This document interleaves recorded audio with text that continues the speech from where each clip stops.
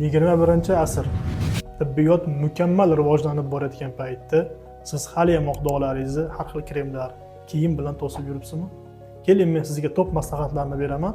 Bularning eng oxirgisi vitiligo kasalligini 90-100% davosi hisoblanadi. Birinchisi tofacitinib, Janus kinaz inhibitori.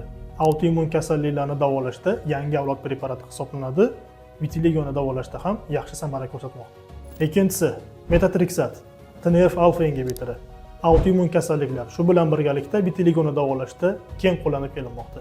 Uchinchisi Elidel yoki takrolimus unumlari, kalsinevrin inhibitorlari. Mahalliy autoimmun kasalliklarni davolashda qo'llanib kelinadi. Va so'nggi eng samarali zamonaviy usul hujayra va teri ko'chirib o'tkazish. Bu usulni fototerapiya bilan birgalikda amalga oshirilsa, bemorlarda 100% gacha natija berishi mumkin.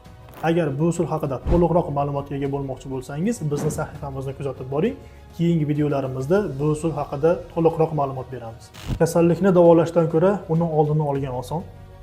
Tushkunlikka tushib, toshmalarning ko'payishini kutmasdan darhol shifokorga murojaat qiling. Esingizdan chiqmasin, vitiligoni davosi albatta bor.